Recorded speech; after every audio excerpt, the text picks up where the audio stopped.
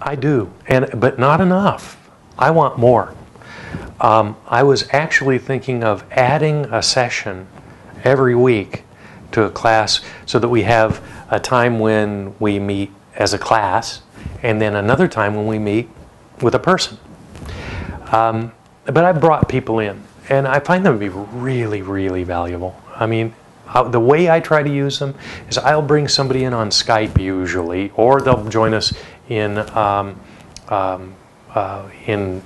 Illuminate or Collaborate, and join us that way and have a camera, and they'll go.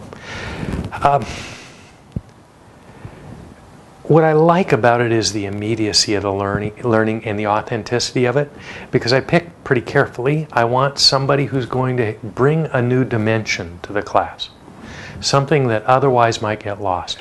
One of the ways we do this, we don't always do it in real time and live. I mean, some people are very busy. You're lucky to get them whenever you can get them. And as gracious as they are to give up their time, I want to use those 2 or 3 times before I recycle them.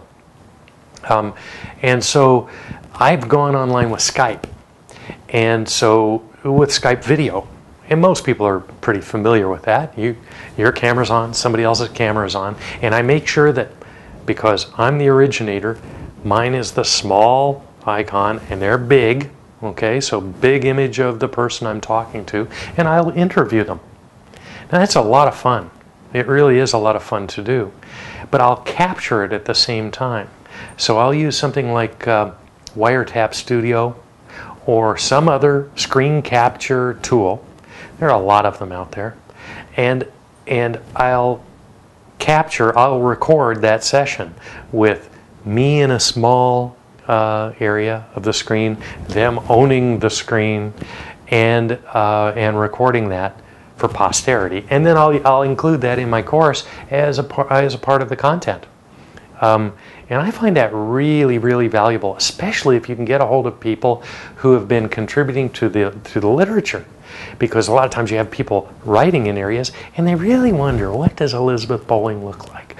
What does George Siemens look like?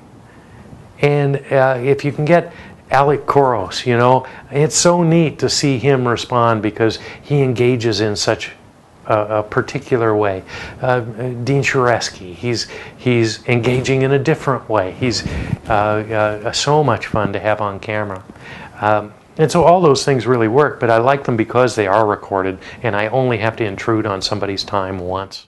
My class is asynchronous, and so I have my class is made up of, the majority of my class is made up of guest speakers, and what I've had them do is provide the content in PowerPoint slides, and most of them have also provided voiceovers, so WAV files for each of their PowerPoint slides, and I bring them in as a guest lecturer in a specific content area, and we found it very useful.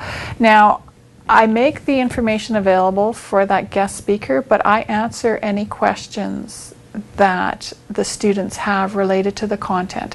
So I don't make my guest speaker responsible for that content.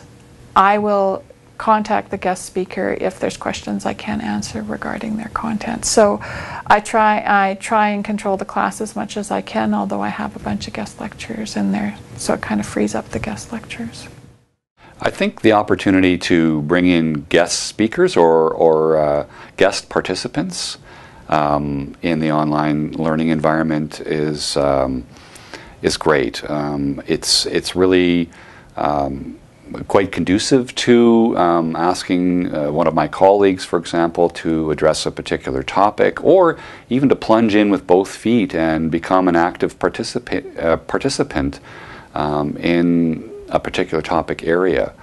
And I think that's a great opportunity for students to get other perspectives.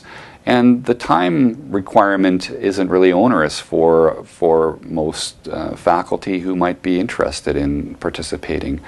Again, maybe spread out throughout a week, you might put in an hour or two answering questions and participating in the discussion. The other opportunity to bring in guest speakers, of course, would be in using a tool like Collaborate in a synchronous environment, and where your guest becomes an active member of the learning community and is able to provide presentations, to answer questions in real time, to engage students in that synchronous experience.